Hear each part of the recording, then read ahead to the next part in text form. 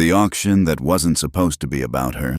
The morning frost clung to the wooden planks of Cedar Hollow's main street like a curse that wouldn't lift. Lainey Quinn pulled her threadbare shawl tighter around her shoulders, though it did little to ward off the November cold seeping through her worn dress. She stood at the edge of the crowd, trying to make herself invisible, a skill she'd perfected over the past 3 years. The townspeople of Cedar Hollow had gathered for the annual winter labor auction, where men bid on workers to help with the harsh months ahead.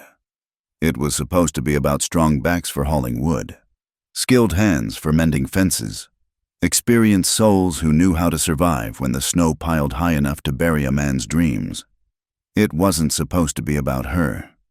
But in Cedar Hollow, everything eventually became about the sins of Thomas Quinn. "That's her," someone whispered behind Lainey. "The preacher's daughter." She didn't need to turn around to know who spoke. After 3 years, she recognized every voice that carried her shame like currency. Mrs. Abernathy from the general store, Mr. Douglas, who ran the bank, even young Timothy Brewster, who used to sit in the front pew of her father's church before everything fell apart. The auction platform stood in front of Morrison's feed store, rough-hewn boards that had seen better days. Mayor Cornelius Blackwood climbed the steps, his heavy boots making the wood groan in protest. He was a thick-set man with mutton chops that had gone gray since the scandal, though Lainey suspected that had more to do with guilt than age. "Gentlemen," Blackwood called out, his voice carrying over the assembled crowd. "As you know, winter's coming fast. Any man needing help through the cold months can bid on these willing workers." Willing? Lainey almost laughed at the word.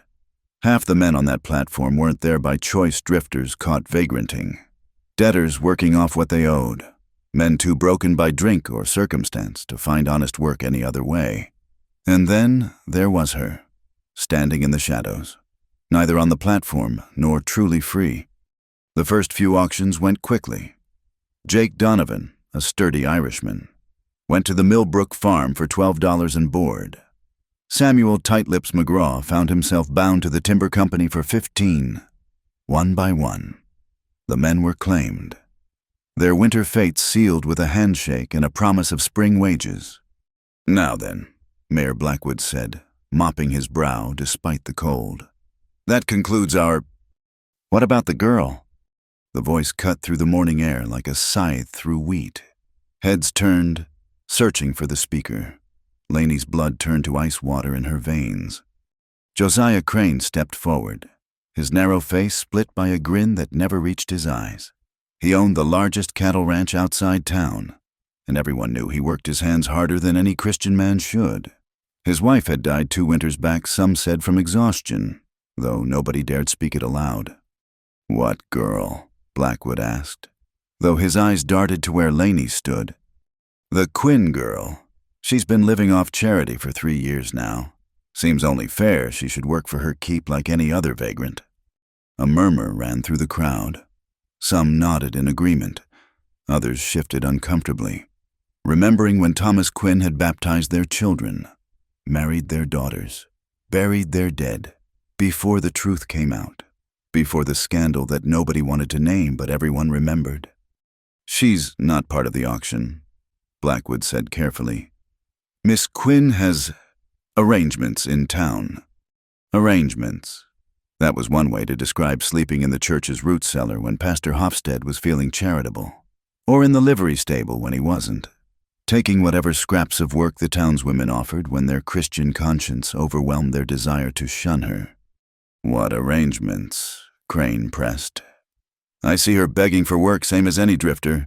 If she's able-bodied and needful, she ought to be up there with the rest." Lainey felt the crowd's attention shift to her like a physical weight. 3 years she'd endured their whispers, their pointed looks, their careful distance. 3 years of paying for sins that weren't hers, carrying the burden of her father's choices like stones in her pockets.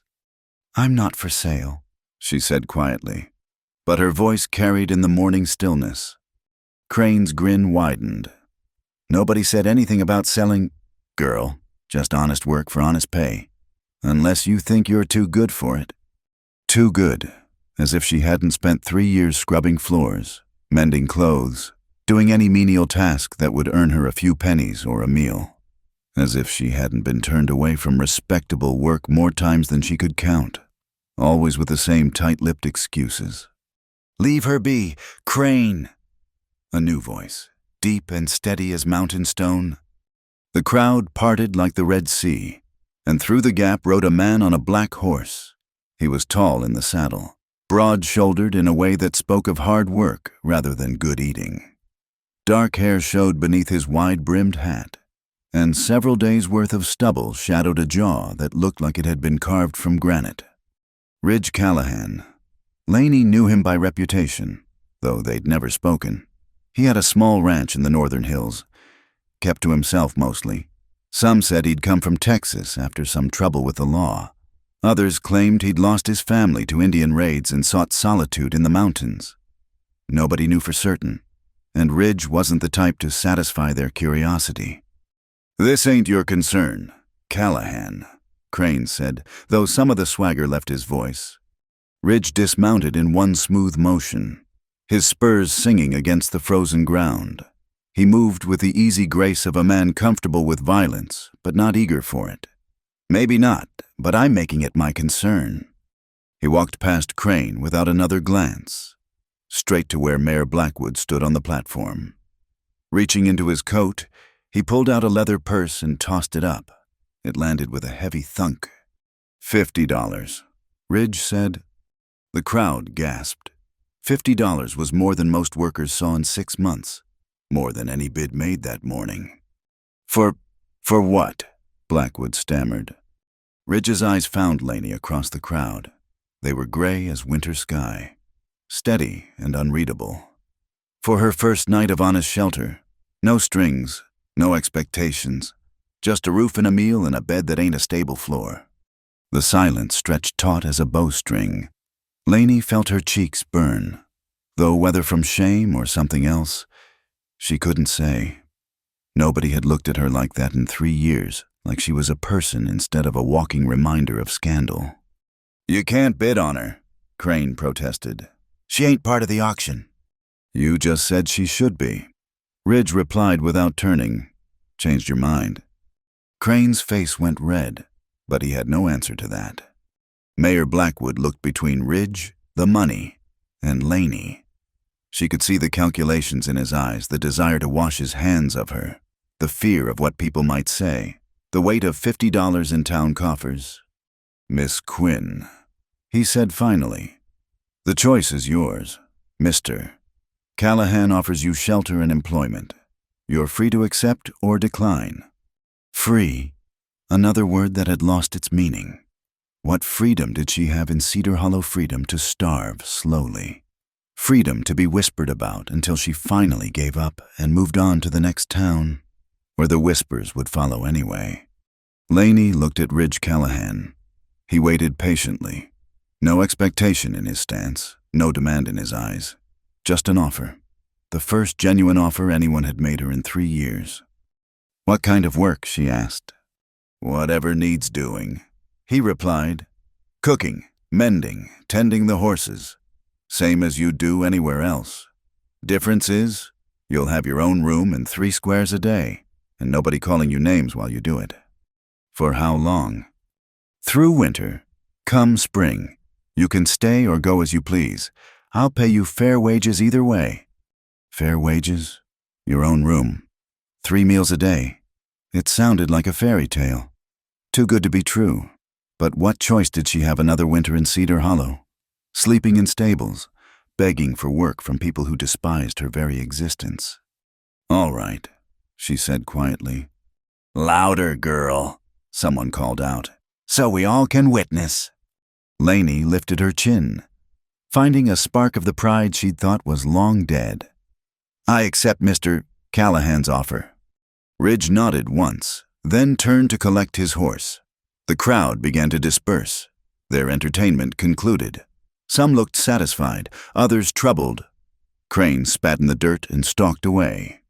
As Laney gathered her meager belongings, everything she owned fit in a single cloth bundle. She heard the whispers starting already. Bought herself a protector. Did she? Wonder what kind of work he really wants from her. Apple doesn't fall far from the tree. Her father was weak for temptation, too. She forced herself not to listen, not to care. 3 years of practice should have made it easier, but the words still cut like tiny knives. Ridge was adjusting his saddle when she approached.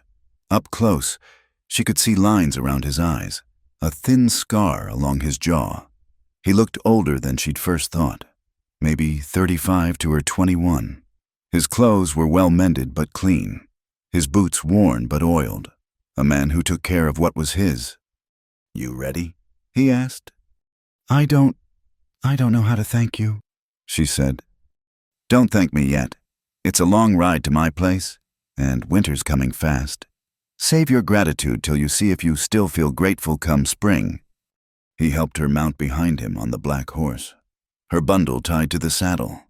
She'd ridden before, back when she was the preacher's daughter with a future instead of the town's shame with a past.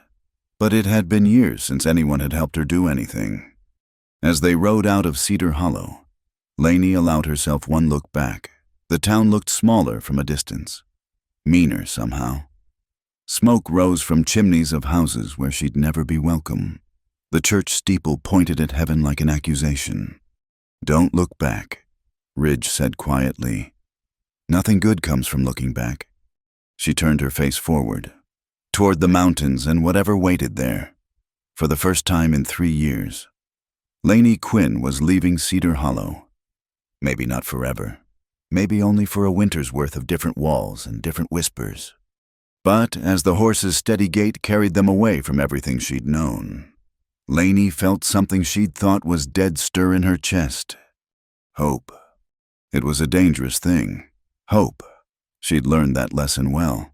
But as the morning sun broke through the clouds, warming her face for the first time that day, she couldn't quite bring herself to kill it. "Not yet. I won't touch you, not tonight, not unless you ask." The ride to Ridge Callahan's ranch took them deep into the northern hills, where the trees grew thick and the wind carried the scent of pine and coming snow. Lainey's arms ached from holding onto the saddle, her legs numb from the cold despite the shared warmth of the horse beneath them. Ridge hadn't spoken since they'd left Cedar Hollow, and she was grateful for the silence. Words would have made it real, and she wasn't ready for real yet. By the time they reached the small valley where his ranch sat, the sun was already tilting toward the western mountains. The house wasn't much a single-story log cabin with a stone chimney and a covered porch, but the logs were chinked tight against the weather. The roof looked sound, and smoke rising from the chimney promised warmth inside. After 3 years of sleeping wherever she could find shelter, it looked like a palace. "It ain't fancy," Ridge said, as he helped her down from the horse. Her legs nearly buckled, and he steadied her with a hand on her elbow, pulling back as soon as she found her balance. "It's fine," she managed through chattering teeth. He studied her for a moment, taking in her thin shawl, her worn dress, her boots that had been mended so many times there was more thread than leather. "Come on, let's get you inside before you freeze solid." The cabin's interior was simple but clean. One main room served as kitchen and living space, with a large stone fireplace dominating one wall. A table with 2 chairs sat near the window, and shelves lined with preserves and dry goods showed a man who planned ahead. Through an open doorway, she glimpsed what must be a bedroom. Her stomach twisted. Despite his words at the auction, she knew what men expected when they paid for a woman's company. Ridge must have seen something in her face because he stopped in the middle of hanging his coat. "There's a second room," he said quietly. "Small, but it's got a bed and a door that locks from the inside. Used to be for storage, but I cleared it out yesterday." "Yesterday, before the auction." "You knew you were going to bid on someone?" "No." He moved to the fireplace, adding wood to the flames. "But I figured someone might need a place to stay this winter. Turns out I was right." She didn't know what to say to that, so she said nothing. The heat from the fire was making her realize just how cold she'd been, and she swayed slightly on her feet. "When's the last time you ate?" he asked. She tried to remember. There'd been some bread yesterday morning that Mrs. Fletcher had given her for mucking out her chicken coop.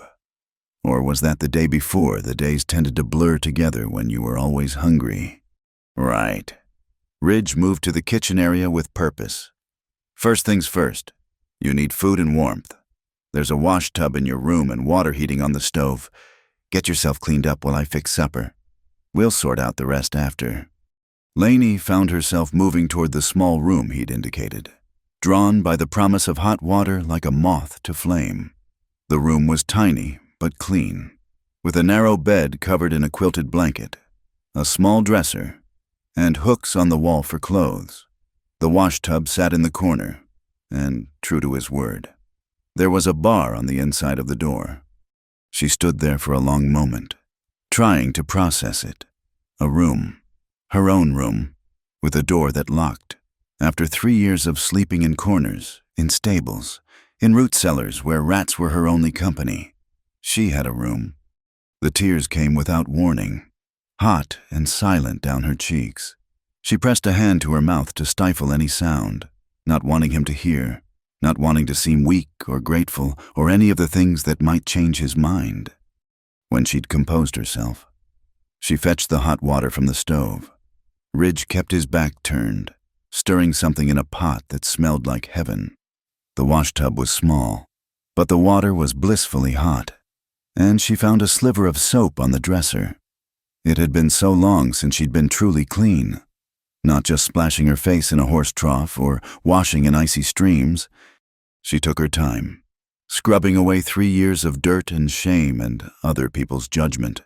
The water turned gray, then black, and she wished she could wash away the memories as easily as the grime. When she was done, she realized she had nothing clean to put on. Her one spare dress was hardly better than what she'd been wearing. A soft knock on the door made her freeze. "Miss Quinn, I'm leaving something outside the door." She waited until she heard his footsteps retreat before opening it a crack. On the floor sat a folded shirt and a pair of trousers, worn but clean. Men's clothes, but they would be warmer than her threadbare dress. She pulled them on, rolling up the sleeves and cuffs. The shirt hung to her knees, but it was soft flannel and smelled of lye soap and winter air. When she finally emerged, Ridge was setting the table. He glanced at her once, a brief flicker of something in his eyes, then nodded toward a chair. "Sit, food's ready." The meal was simple beans and salt pork, cornbread, preserved peaches, but it was hot and plentiful, and Lainey had to force herself to eat slowly. Pride was a luxury she couldn't afford, but wolfing down food like an animal would only confirm what everyone in Cedar Hollow thought of her. Ridge ate quietly, not watching her but somehow aware. When she'd cleaned her plate, he wordlessly served her more. The second helping went down easier, her stomach remembering what it felt like to be satisfied. "Thank you," she said when she couldn't eat another bite. He shrugged. "Man's gotta eat. Makes sense to cook for two as one." She helped clear the dishes, falling into the familiar rhythm of domestic work. It was easier than talking, easier than acknowledging the strangeness of the situation. But when the last dish was dried and put away, there was nothing left to do but face what came next. Ridge settled into a chair by the fire, pulling out a pipe but not lighting it, just holding it, turning it in his hands. Lainey stood uncertainly by the table, waiting. "Sit," he said, gesturing to the other chair. "We need to talk." Here it comes, she thought. The expectations, the real reason he'd paid $50 for her. She sat on the edge of the chair, hands folded in her lap, spine straight. Whatever he wanted, she'd endure it. She'd endured worse. "I know what you're thinking," Ridge said quietly. "And you're wrong." She looked up, startled by the directness. "I didn't buy you. I hired you. There's a difference." He set the pipe aside, leaning forward with his elbows on his knees. "You'll work for your keep, same as I said. Cooking, cleaning, mending. Come spring, I'll pay you wages on top of room and board. $20. That's enough to get you somewhere else if you want to go. And in return, In return, you work, that's all. She searched his face, looking for the lie, the trap. Men didn't pay $50 for housework. What about at night? Something shifted in his expression, a tightening around his eyes. I won't touch you. Not tonight.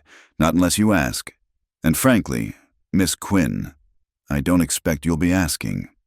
The certainty in his voice should have been reassuring, but it only confused her more. Then why? He was quiet for a long moment, staring into the fire. When he spoke, his voice was rougher. You know what it's like to be the town's favorite story, to have folks look at you and see only what they want to see. She nodded slowly. Then you know why. He stood abruptly. I've got to see to the horses. Your room's ready when you are. Like I said, the door locks from the inside. Use it. He grabbed his coat and headed for the door, then paused. One more thing. In this house, you're Lainey Quinn, not the preacher's daughter, not the town's shame, just Lainey. That going to be a problem? She swallowed past the sudden tightness in her throat. No problem. Good. Get some rest. Tomorrow we'll figure out how this is going to work. Then he was gone, leaving her alone in the warm cabin. She sat by the fire for a while, trying to make sense of it all. Ridge Callahan had paid $50 for her, not for her body, apparently, but for her work.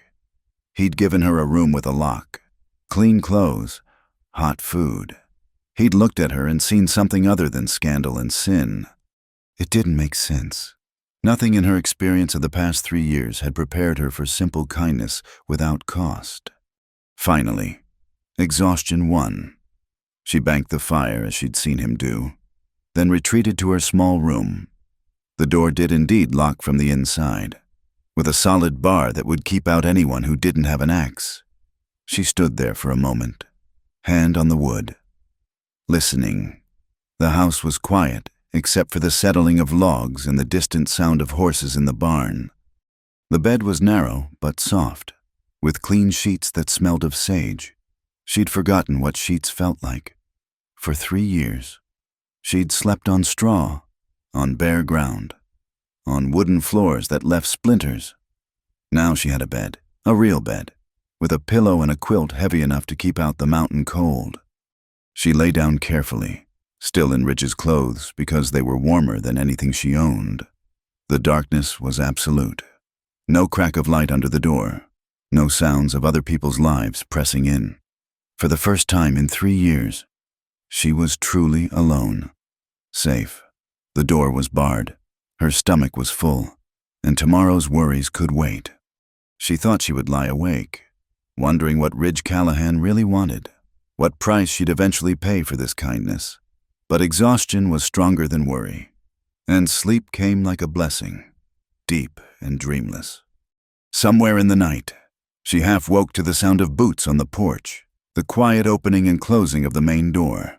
Ridge, coming in from the barn. She tensed, listening, but the footsteps moved away from her door, toward his own room. A door closed. Silence returned.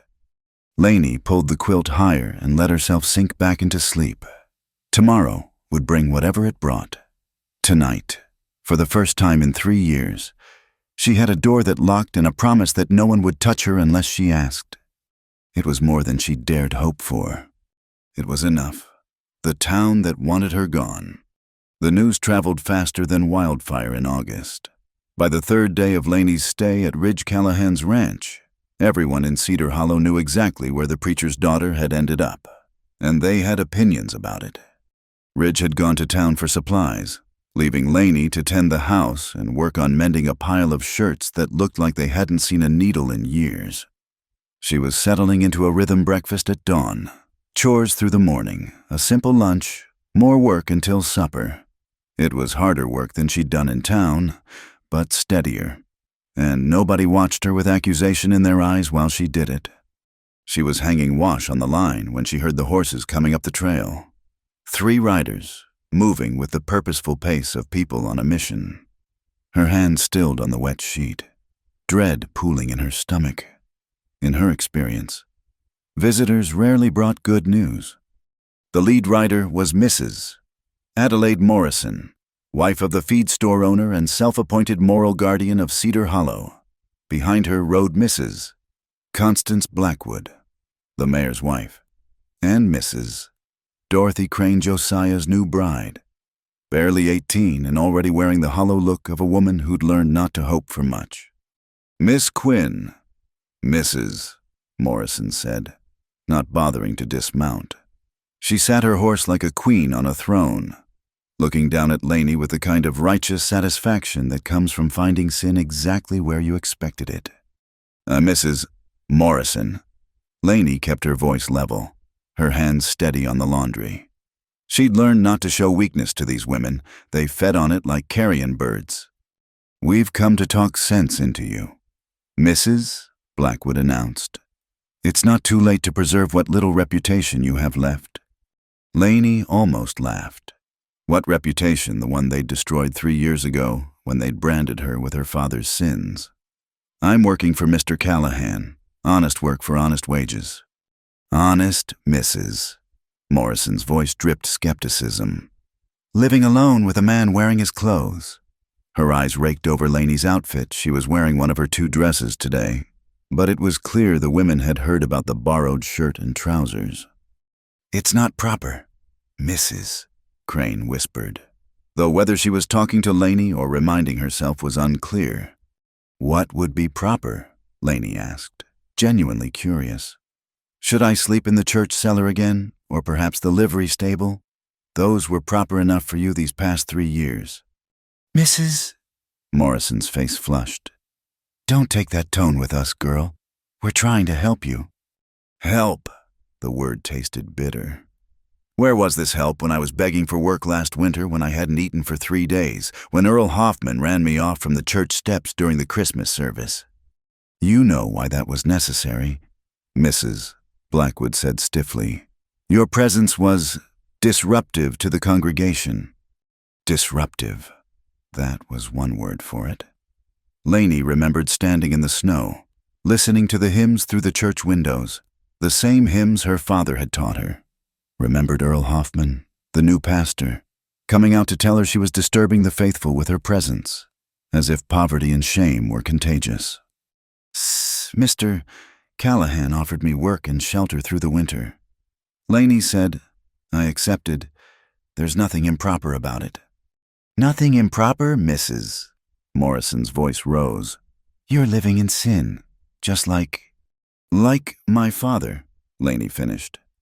"Is that what you were going to say?" The silence stretched taut. Even now, 3 years later. They didn't like to speak of it directly. The scandal that had rocked Cedar Hollow. The respected preacher caught protecting the guilty, shielding sin instead of condemning it.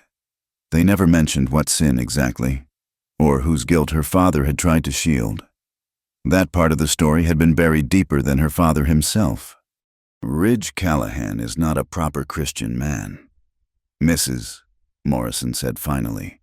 "He doesn't attend church. He keeps to himself. There are rumors about his past." "Rumors," Laney repeated. "Like the rumors about me." "Where there's smoke, there's fire," Mrs. Blackwood interjected. "A decent woman would be more careful about appearances." A decent woman, as if decency was something you could maintain while sleeping in stables and begging for scraps. As if they hadn't stripped her of any claim to decency the moment they'd decided she was guilty by association. "I need to finish the washing," Laney said, "unless you've come to offer me different employment." The women exchanged glances. Of course not. They'd never offer her work. That would mean treating her as something other than a cautionary tale, a living reminder of what happens when righteousness fails. "You're making a mistake," Mrs. Morrison said. "Mark my words. No good will come of this arrangement. You're already fallen so far, but this will be the final stain on your character." "Then I'd best make sure the sheets are clean," Laney said mildly, turning back to the wash line. She heard Mrs. Crane gasp at the dismissal, but she didn't care. She was tired of being their object lesson, their favorite source of gossip and condemnation. Let them talk. They would anyway. Don't come crying to us when he throws you out, Mrs. Morrison snapped. Or worse, you've made your choice, and now you'll live with the consequences. The three women turned their horses and rode away, backs rigid with offended dignity. Lainey watched them go, her hands trembling now that they couldn't see. The confrontation left her feeling raw, exposed. She'd stood up to them, but at what cost? They'd go back to town and spread their poison, and the next time she had to go to Cedar Hollow. No, she wouldn't think about that now. She had work to do, shirts to mend, supper to start. Real things, solid things, instead of the quicksand of other people's opinions. Ridge returned near sunset, the wagon loaded with supplies. He took one look at her face and frowned. You had visitors. It wasn't a question. Somehow, he knew. Maybe he'd passed them on the road, or maybe he could just read the aftermath in her rigid shoulders and careful movements. Mrs. Morrison and her delegation of moral superiority, Lainey said, trying for lightness and failing. He finished unhitching the horses before responding. What did they want? To save me from my final fall into disgrace. Apparently, working for you is the last straw for my already ruined reputation. Ridge made a sound that might have been a laugh if it hadn't been so bitter. Adelaide Morrison. That woman could find sin in a sunrise. He started carrying supplies into the house. What did you tell them? That I had washing to finish. This time his laugh was real, short and surprised. Bet that went over well. About as well as you'd expect. She followed him inside, helping put away the supplies. Flour, salt, coffee, beans enough to last a month if they were careful. They'll make trouble for you now, having me here. Let them try. He shelved the last of the canned goods with careful precision. I've weathered worse than wagging tongues. They could boycott your cattle, refuse to buy from you. They could. He turned to face her. But they won't. Come winter, when they need beef, they'll swallow their righteousness along with their pride. Money talks louder than morals in Cedar Hollow, whatever they pretend. She wanted to believe him, but 3 years of experience had taught her otherwise. You don't know what it's like, the way they look at you, the things they say. Don't I? His voice was quiet, but there was steel underneath. You think you're the only one they talk about, the mysterious Ridge Callahan, who showed up 5 years ago with no family, no history, no explanation. They've invented a dozen pasts for me, each worse than the last. Murdered my wife, ran from the law, sold my soul to devils. Take your pick. She studied him in the fading light. Did you, any of those things? Would it matter if I had? She thought about it. Here was a man who'd offered her shelter without conditions, work without shame, dignity when everyone else wanted to grind her into dust. No, I don't think it would. Then why ask? Because you asked me to be just Lainey, not the preacher's daughter. Maybe I want to know who you are when you're just Ridge. He was quiet for a long moment, then moved to start supper. Just Ridge is a man who needs his shirts mended and his house kept and someone to make sure he eats regular meals instead of cold beans from a can. That's all. It wasn't an answer, but it was enough. They worked together to prepare the meal, falling into a rhythm that was becoming familiar. As they ate, Ridge told her about the supplies he'd bought, the preparations needed for winter. Normal conversation, as if she wasn't the town's pariah, as if he wasn't the subject of dark speculation. They'll come back, she said finally, or send others. They won't let this go. Probably. He pushed his empty plate aside. Question is, what do you want to do about it? What can I do? They've already decided who I am, what I am. You can prove them wrong, or prove them right, or ignore them entirely. He stood, moving to the fireplace. But whatever you do, it should be because you chose it, not because they pushed you into it. Choose. Such a simple word for something she'd had so little practice with. For 3 years, her choices had been survive or starve. Endure or break, this having options. Having someone ask what she wanted was foreign territory. I want to earn my wages, she said finally. I want to work through winter and have enough money to leave come spring. Whether I go or stay, I want it to be my choice. Ridge nodded. Then that's what we'll do. Let them talk. Talk doesn't change the facts, you work. I pay you. Come spring you decide. Simple as that. Simple. Nothing in her life had been simple since the day her father stood in front of his congregation and refused to condemn a sin everyone knew about but no one would name, since the day he chose protecting someone over preserving his position. And she'd paid the price along with him. But maybe Ridge was right. Maybe it could be simple. Work and wages, shelter and sustenance, a door that locked and a man who kept his word. Maybe that was enough. As she cleared the dishes, Lainey made her own choice. Let Cedar Hollow talk. Let them weave their stories and predict her downfall.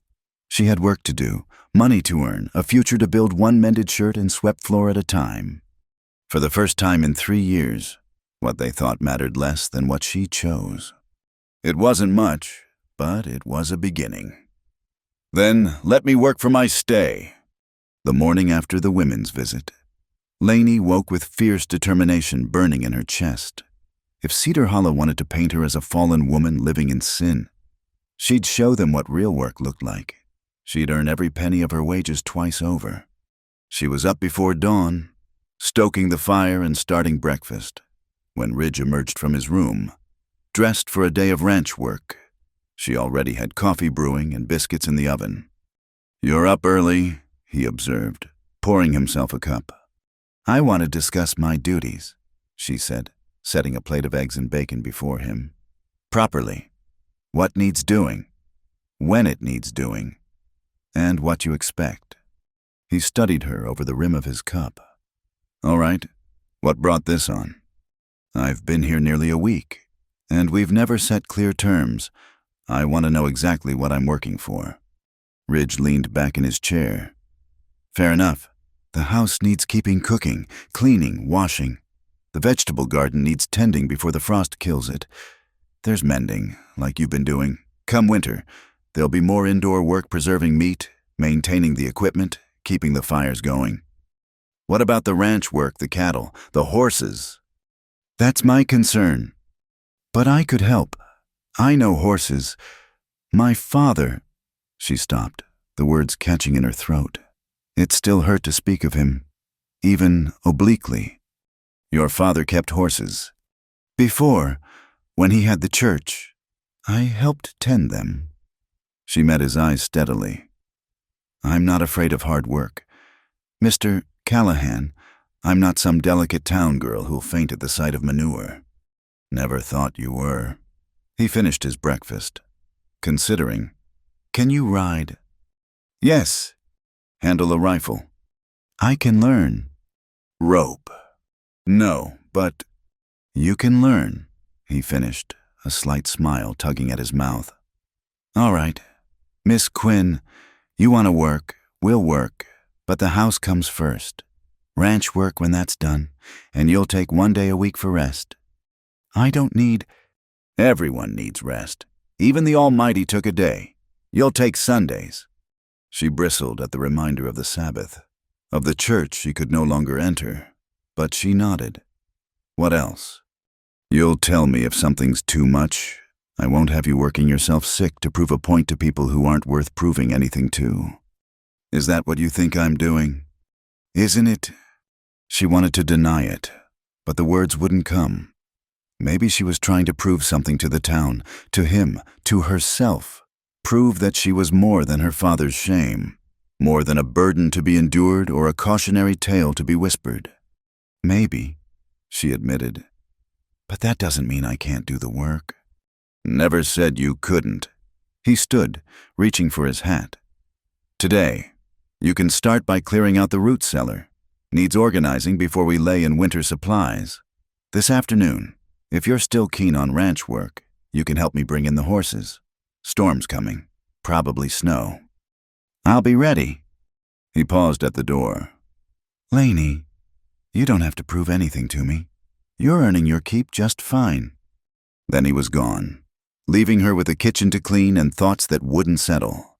She attacked the dishes with more vigor than necessary, trying to scrub away the feeling that he saw too much, understood too well. The root cellar was a disaster.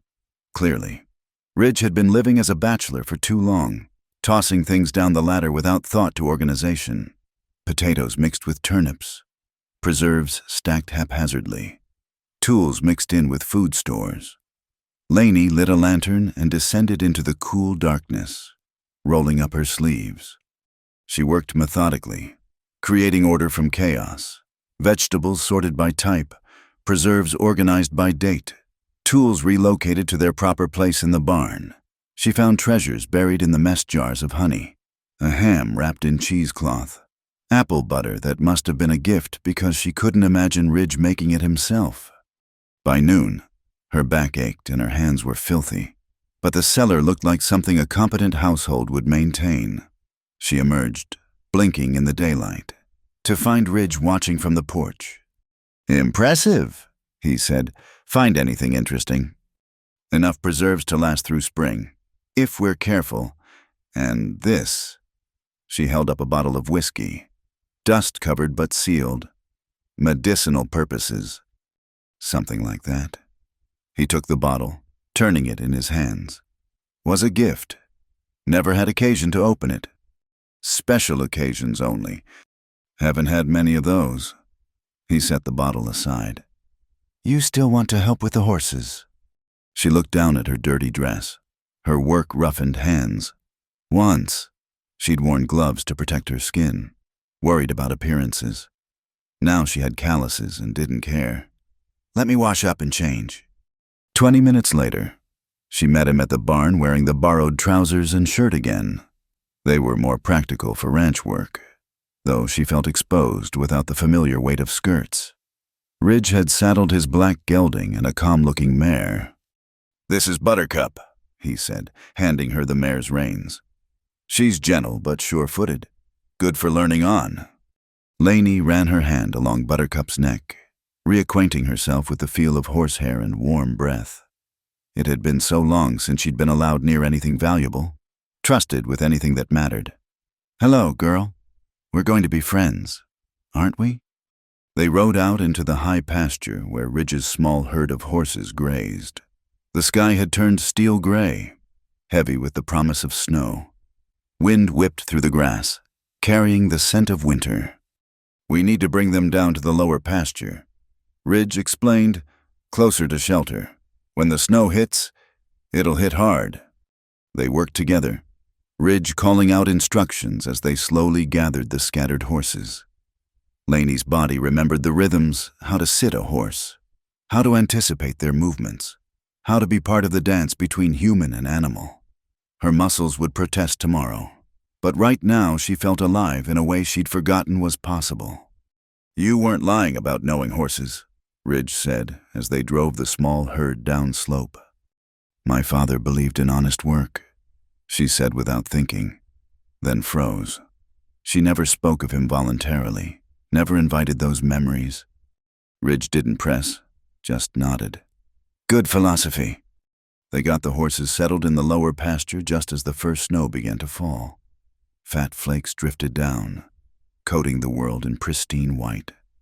Lainey held out her hand, catching snowflakes that melted instantly on her work-warm skin. "Beautiful," she murmured.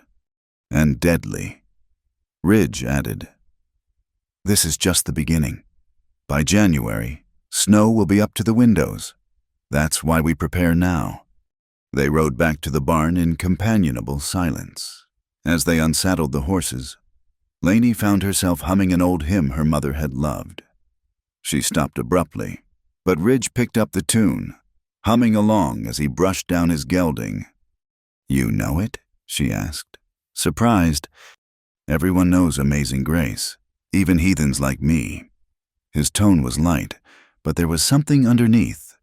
"You have a good voice." "I used to sing in the choir." The words slipped out before she could stop them. "Before. No law against singing now." "There might as well be.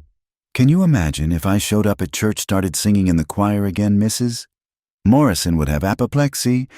Might be worth it just to see that. Despite herself, Lainey laughed. The sound startled her. When was the last time she'd laughed, really laughed?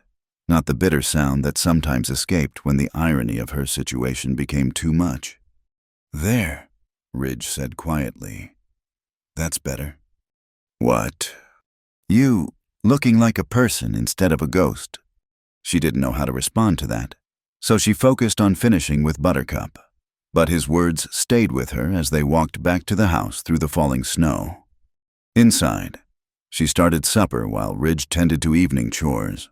The simple rhythm of domestic work soothed her, chopping vegetables, seasoning the stew, kneading dough for tomorrow's bread.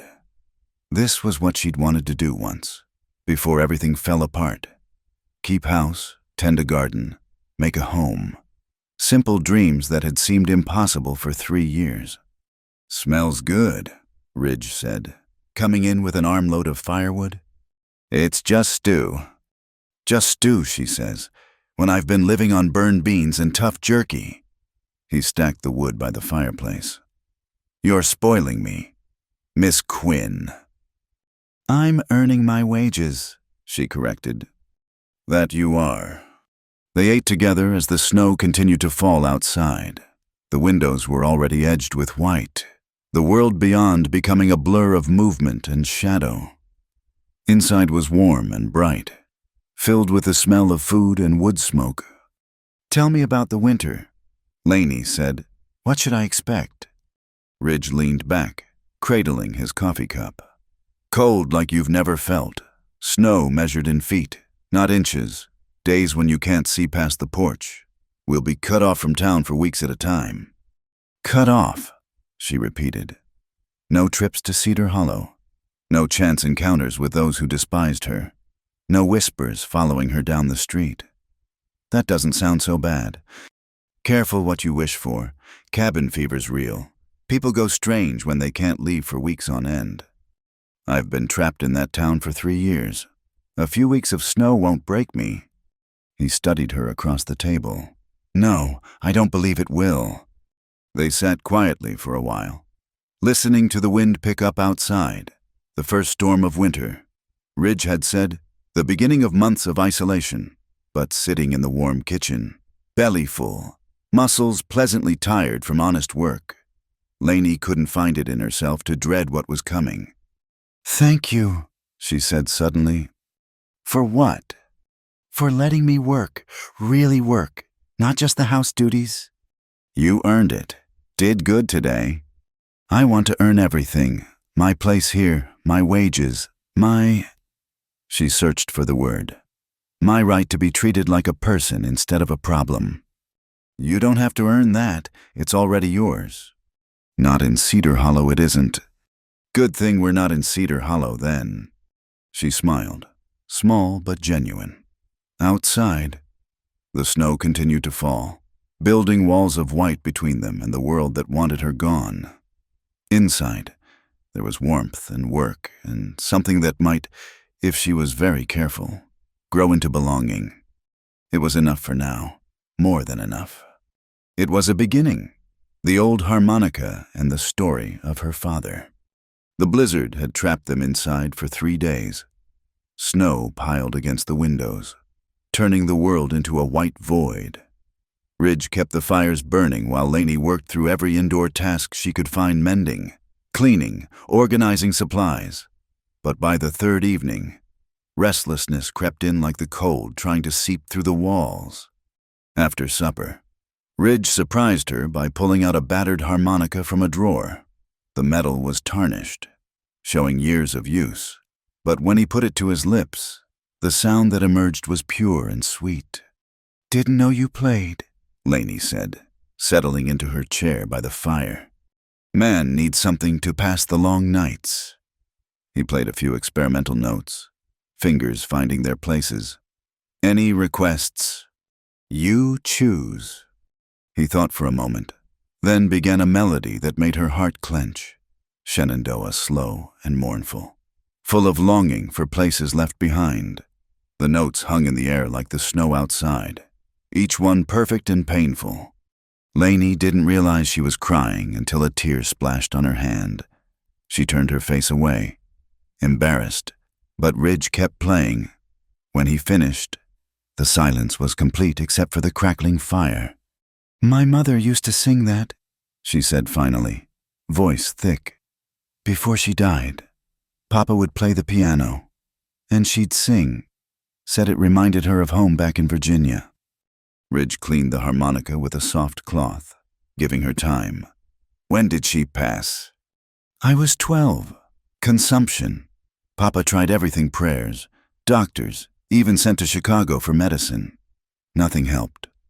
She stared into the fire, seeing memories in the flames. He was different after. Still kind, still faithful, but hollow somehow.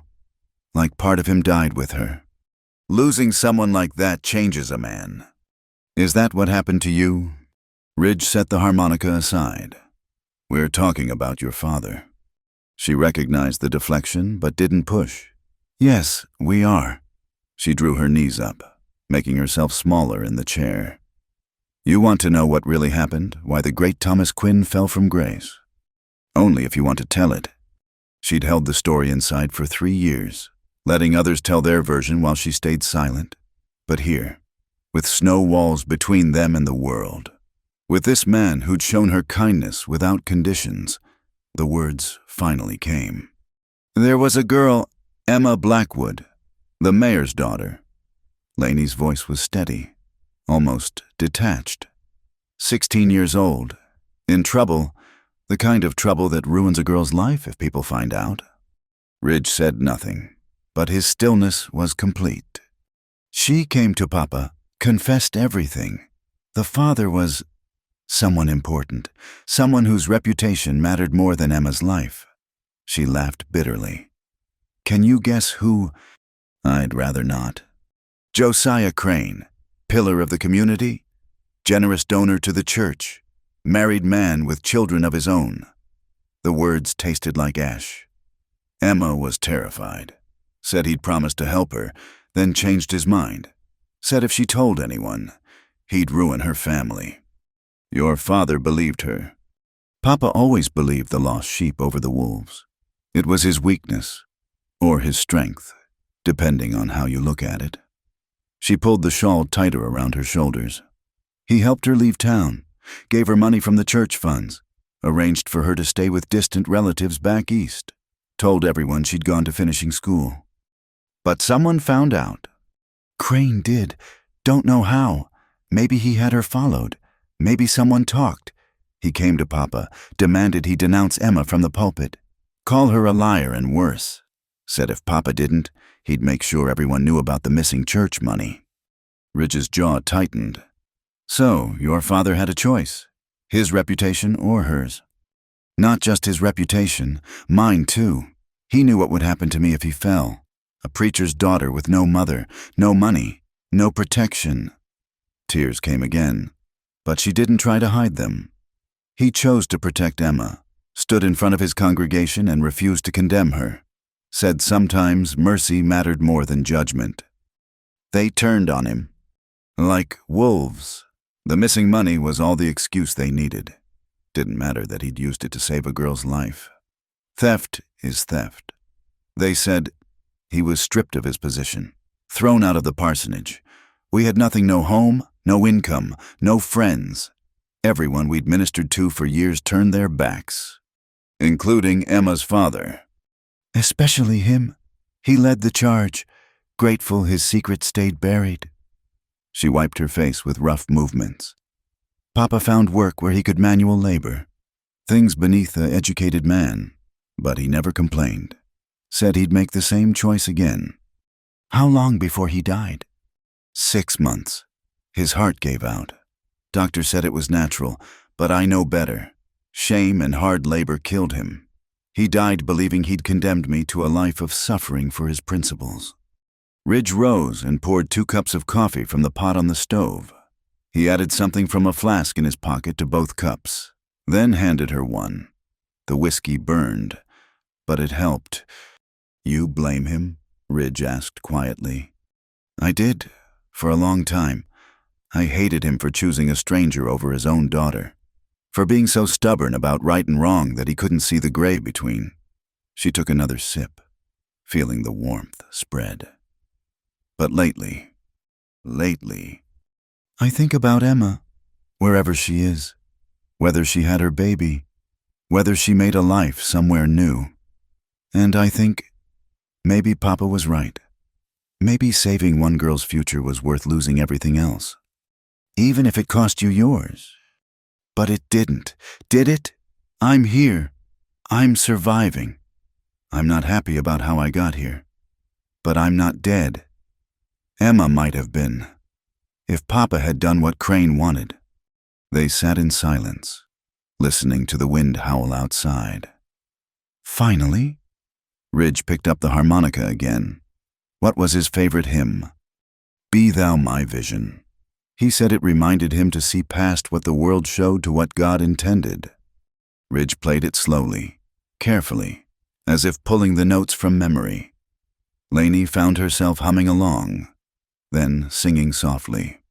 Be Thou my vision, O Lord of my heart, naught be all else to me, save that Thou art. Her voice cracked on the second verse, but she pushed through. Ridge kept playing, steady as a heartbeat, until she reached the end.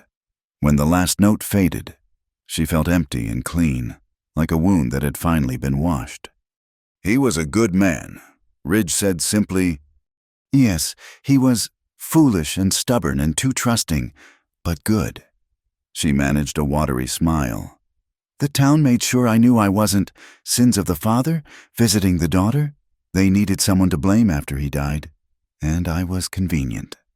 3 years is a long time to carry someone else's guilt. What else could I do? Leave with no money, no references, no place to go, at least in Cedar Hollow.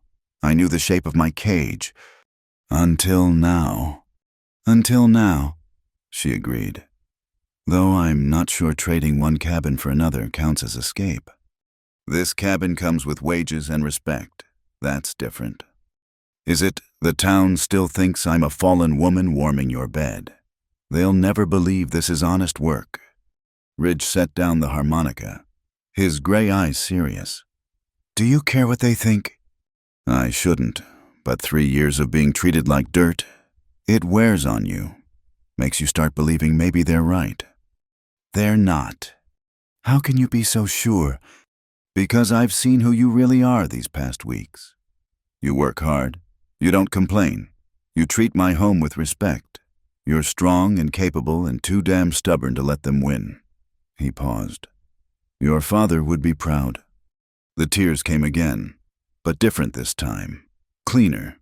She'd carried this story alone for so long, never speaking it aloud, never defending her father's choice or her own suffering. Having someone listen, someone understand, felt like setting down a weight she'd forgotten she was carrying. Thank you, she whispered. For what? For listening, for not judging. Nothing to judge. Man made a choice. You lived with the consequences. That's not sin, that's life. Outside, the storm began to ease. The howling wind gentled to whispers, the driven snow settling into quiet drifts. Tomorrow they'd dig out, tend the animals, return to the rhythm of daily work. But tonight, in the firelit cabin with her father's story finally told, Lainey felt something she hadn't experienced in 3 years. Peace. Ridge played one more song, Amazing Grace. Slow and sweet. She didn't sing this time, just listened, letting the music wash over her like absolution. Her father was still dead. The town still condemned her, and mourning would bring all the same challenges. But for now, for this moment, she was just Lainey Quinn, daughter of a good man who made an impossible choice, survivor of other people's cruelty, and maybe, just maybe, someone who deserved a second chance at life.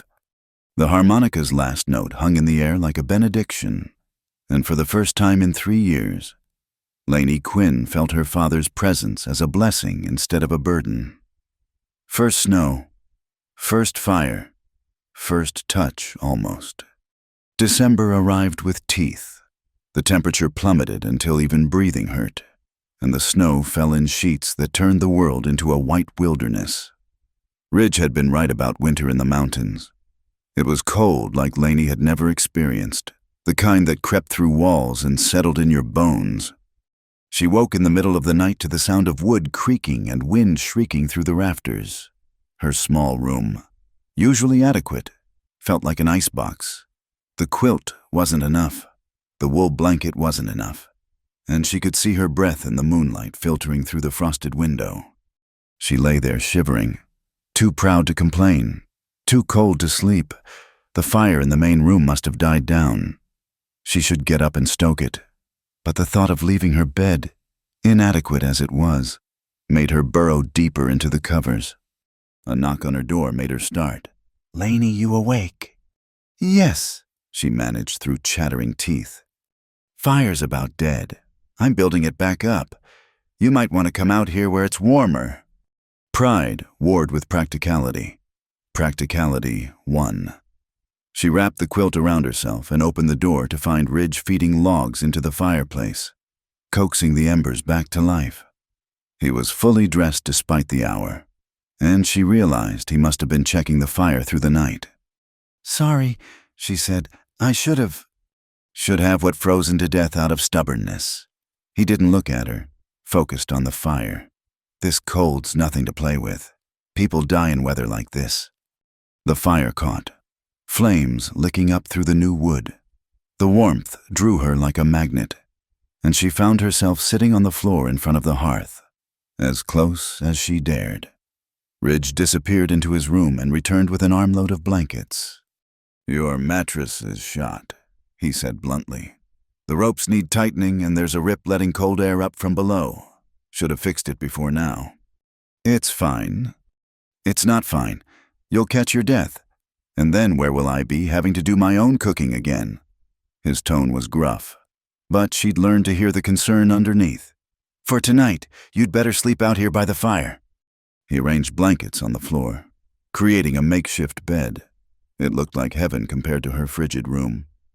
Still, propriety reared its head. "It's not proper," he snorted. "Neither is freezing. Take your pick." She chose warmth. The blankets were thick and soft, and the fire's heat seeped into her cold, numbed body. Ridge settled into his chair with a book, apparently planning to stay up and tend the fire. "You don't have to watch over me," she said. "Not watching over you. Fire needs tending in this weather anyway." He opened his book, effectively ending the discussion. Lainey lay there, watching the flames dance. The wind outside sounded like wolves howling, but inside was warm and safe. She must have dozed, because she woke to find more wood on the fire and Ridge still reading. "What time is it?" "Around 3. Storm's getting worse." She sat up, pulling the blankets around her shoulders. "Have you slept at all?" "I'll sleep when it's warmer." "That's foolish. You need rest too." An idea struck her. Outrageous but practical. "The floor's big enough for 2. We could share the warmth, for survival." She added quickly. He looked at her steadily. "That's a dangerous offer, Miss Quinn." "Not an offer, a practical solution. You said yourself, people die in this weather." Her cheeks burned, but she pushed on. "We'll put the rifle between us if it makes you feel better." "Despite everything," he laughed. "I don't think the rifle's necessary, but are you sure people talk enough already?" "Let them talk. They're not here freezing." He considered for a long moment, then nodded. "All right, for warmth, nothing more." He gathered his own blankets and settled on the floor, careful to leave space between them. Not much space, the hearth was only so big but enough to maintain the fiction of propriety.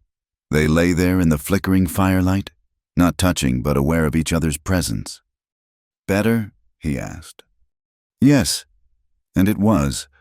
The shared warmth made a difference. And somehow having him close made her feel safer, protected from more than just the cold. They lay in silence, listening to the storm. Lainey found herself studying his profile in the firelight, the strong jaw, the lines around his eyes that suggested he'd smiled once, before whatever drove him to this isolated life. She wondered about his story. The past he guarded as carefully as she'd guarded hers until recently. "Can't sleep?" he asked without turning. "Just thinking." "Dangerous habit," says the man who reads philosophy books at 3 in the morning. "Point taken." He shifted, turning toward her slightly. "What are you thinking about?" "How different this is from last winter. I spent a week sleeping in the church cellar during a storm like this. Woke up with rats trying to nest in my hair for warmth." His jaw tightened. "That won't happen here." "I know." She turned toward him too, their faces a foot apart in the darkness. "That's what I was thinking about. How different it is. How safe I feel." Something shifted in his expression. "Lainey." "I know, just for warmth. Nothing more." But her hand moved of its own accord, reaching across the space between them. Not quite touching, just reaching. He looked at her hand, then at her face, slowly, carefully. He moved his own hand until their fingers were a breath apart. The space between them felt charged, like the air before lightning strikes. "This is," he started. "Dangerous, I know." But she didn't pull back. They stayed like that, hands almost touching, eyes locked. The fire crackled, the wind howled, and Lainey felt her heart beating so hard he must be able to hear it. One more inch and their fingers would meet. One small movement and everything would change. Ridge closed his eyes. "We should sleep." The moment broke. Lainey pulled her hand back, curling it against her chest. "Yes, we should." They turned away from each other, backs carefully not touching. But the awareness remained. A tension that had nothing to do with cold and everything to do with the careful distance they maintained. Lainey stared at the fire, mind racing. What had she been thinking? Ridge had been nothing but honorable. And here she was, reaching for him like what? Like a woman who wanted to be touched. The thought shocked her. For 3 years, she'd endured men's leering looks and grabbing hands, always pulling away, always defensive. But Ridge had never grabbed, never leered. He'd offered shelter without conditions, work without shame. And now she was the one reaching out. "Lainey." His voice was quiet in the darkness. "For what it's worth, I wanted to take your hand. Want to still, but it would change things." "Yes." "Make them complicated." "Yes." She pulled the blankets higher. "Then we won't. We'll just survive the winter. Like we agreed." Like we agreed. But sleep, when it finally came, found them closer than before. Not touching, never touching, but curved toward each other like parentheses around an unspoken word. The fire burned low. The storm raged on. And 2 lonely people shared warmth in the most careful way possible. When morning came, gray and bitter, they rose without speaking of the night. Ridge fixed her door while she made breakfast, both of them moving with elaborate casualness. But something had shifted in the space between them. An awareness, a possibility. A door cracked open that neither was ready to walk through. As she served his eggs, their fingers brushed on the plate. Both pulled back quickly, but their eyes met and held. In that look was the memory of almost touching, of hands reaching across darkness, of connection offered and withdrawn. "Thank you," he said, and she knew he wasn't talking about breakfast. "For what?" "For stopping, for not making me make a choice I'm not ready to make." She nodded, throat tight. "We have time. The whole winter." "Yes, we do." They ate in companionable silence, while outside the snow continued to fall. The storm would trap them together for days more. 2 people carefully maintaining distance while the cold drove them closer. It was torture and comfort all at once. That night, when the temperature dropped again, Ridge appeared at her door with his blankets. "For warmth," he said. "For warmth," she agreed. They slept by the fire again, Still not touching. Still aware of every breath, every movement. And if they woke closer than they'd started, if morning found them almost but not quite in each other's arms, neither mentioned it. It was enough, this almost touching. More than enough for two people who'd forgotten what it felt like to want something beyond mere survival. The winter was long. The cold was bitter. But by the fire, in the careful space between them, something warm was beginning to grow. Something worth waiting for. Something worth the careful, painful distance they maintained. Night after cold night. As the snow piled higher and the world shrank to just the two of them, and the possibilities that lived in the space between their not quite touching hands. "You ain't what they say," Lainey Quinn. The January thaw came unexpectedly. 3 days of warmer weather that melted enough snow to make the road to town passable. Ridge needed supplies: salt for preserving meat, nails for repairs, feed for the horses. Lainey could have stayed at the ranch, but she had her own reason for going. The mercantile owed her $3 for mending she'd done before Ridge hired her, and she wanted that money. Every penny toward her spring fund mattered. "You sure about this?" Ridge asked as they loaded the wagon. "Town's not going to be friendly." "They never are." She climbed up beside him, back straight. "But I won't hide forever." The ride down was treacherous, wheels sliding on patches of ice. But Ridge handled the team with steady competence. As they descended from the mountains, Lainey felt her chest tighten. 2 months away from Cedar Hollow hadn't erased the memories of cold stares and cutting whispers. They reached town at midday. The main street was busy with people taking advantage of the thaw to resupply. Heads turned as their wagon passed. Lainey kept her eyes forward, but she felt the weight of every gaze. Heard the conversation stopping mid-sentence. "I'll be at Morrison's getting supplies," Ridge said as they pulled up. "Meet back here in an hour." She nodded, steeling herself. The mercantile was just across the street. $3. Get in, get her money, get out. The bell above the door chimed her arrival. Mrs. Henley, the proprietress, was serving another customer, Mrs. Josiah Crane. Dorothy's young face had grown thinner, her eyes more hollow. She clutched a list in hands that trembled slightly. "Need credit until spring." Dorothy was saying quietly, "Mr. Crane says the cattle sales were poor." "No credit, Mrs." Henley's voice was firm. "Your husband's accounts are already overdue. Please, we need flour, at least, and medicine for the baby." "I said no credit. Perhaps your husband should spend less time at the card tables and more time managing his ranch." Dorothy's face crumpled. She turned to leave and nearly collided with Lainey. For a moment, they stood frozen. Two women on opposite sides of Cedar Hollow's judgment. Then Dorothy fled, the bell jangling behind her. "Well, Mrs." Henley's mouth pursed as if she'd tasted something sour. "Lainey Quinn, come to collect your wages of sin." "My mending wages, $3. "I don't have it. Business has been slow." Lainey had expected this. The work was completed in October. Payment was due on delivery. "Things change. Besides, I'm not sure I should be giving money to someone in your situation. Lord knows what you'll spend it on." The old Lainey would have slunk away. But 2 months of honest work, of being treated with respect, of sleeping in a bed instead of a stable, had changed something. "You owe me $3 for honest work. My situation doesn't change that." "Doesn't it, Mrs.?" Henley leaned across the counter. "Living with that man, unmarried, doing God knows what."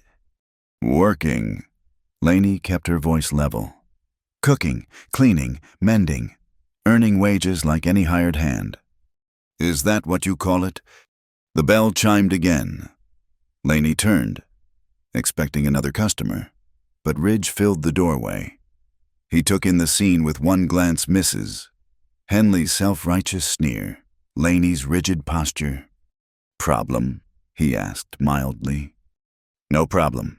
Mrs." Henley said quickly. "Just explaining to Miss Quinn that her services are no longer required." Past services, Laney clarified. She owes me $3 for mending completed in October. Ah, Ridge stepped forward, and suddenly the shop seemed smaller. Mrs. Henley, I believe you're a woman who honors her debts. Of course I am. Good. Then you'll pay Miss Quinn what you owe her. His tone remained pleasant, but there was steel underneath. Bad for business. Word getting out that Henley's mercantile doesn't pay for completed work. Mrs. Henley's face flushed. Are you threatening me? Just observing. Town this small? Reputation matters. Why, if people heard you stiffed a worker over $3, he shrugged. Well, they might wonder what other debts you're not paying. Might start asking for cash up front instead of credit. The threat was subtle but effective. Mrs. Henley's business ran on credit extended to ranchers and farmers between harvests, if people lost faith in her reliability. Fine. She yanked open the cash drawer, counted out $3 in coins, and slammed them on the counter. Take your money and get out, both of you. Laney pocketed the coins with steady hands. Thank you for your business, Mrs. Henley. Outside, she had to stop and breathe. Her hands were shaking now, delayed reaction to the confrontation. Ridge stood beside her, not touching but close enough that she felt his warmth. You all right? Yes, thank you for... You were handling it fine on your own. Was I? She looked up at him. Felt like I was about to cry or scream. But you didn't. You stood your ground. He glanced back at the mercantile. She had no right to judge you. None of them do. They walked toward Morrison's feed store. The street seemed longer than before, every step taking them past someone who knew her story, or thought they did. Whispers followed in their wake like dust. At the blacksmith's forge, they encountered a knot of men warming themselves by the fire. Josiah Crane stood at the center, holding court. He looked up as they passed, his narrow face splitting in that smile that never reached his eyes. Well, Ridge Callahan and his... He paused, letting the silence fill with implications. Housekeeper. Ridge kept walking, but Laney stopped. Maybe it was the memory of Dorothy's desperate face, or the $3 in her pocket earned through honest work, or simply 2 months of being treated like a person instead of a pariah. Whatever the reason, she turned to face Crane directly. Mr. Crane, she said clearly. How's your wife? She looked poorly in the mercantile. His smile faltered. She's fine. Is she, because she was begging for credit to buy flour and medicine for your baby? Laney kept her voice conversational, but loud enough to carry. Strange. A successful rancher like you not providing for his family. You mind your tongue, girl. Why, afraid I'll say something true. The words poured out, years of silence breaking like a dam. Everyone in this town loves to talk about my sins, but they're remarkably quiet about others. About men who destroy young girls and walk away clean. About pillars of the community who let their wives go hungry while they gamble away the cattle money. You don't know what you're talking about. Don't I? She stepped closer, and he actually backed up. My father died protecting someone's secret. I've kept that secret for 3 years, even though it cost me everything. But if you want to stand here and call names, maybe it's time Cedar Hollow heard some truth. The crowd around the forge had grown. Men who'd been laughing moments before now stood silent, watching. Crane's face had gone from red to white. You threatening me. Just observing, she said, echoing Ridge's earlier words. Town this small, reputation matters. You're nothing but a... Careful. Ridge's voice cut through like a blade. He'd moved to stand beside her, not in front, not protecting, just there. You'll want to think real careful about your next words. Crane. The blacksmith, Samuel Garrett, cleared his throat. Maybe everyone should cool down. No need for trouble. No trouble, Ridge agreed. Mr. Crane was just leaving. Weren't you? Josiah. Crane looked around, realized the crowd wasn't entirely with him. Some faces showed uncertainty, doubt, maybe remembering Dorothy's thin face, or old rumors about Emma Blackwood's sudden departure, or simply seeing Lainey Quinn standing straight instead of shrinking. "This isn't over," he snarled. "Yes, it is." Lainey surprised herself with a certainty in her voice.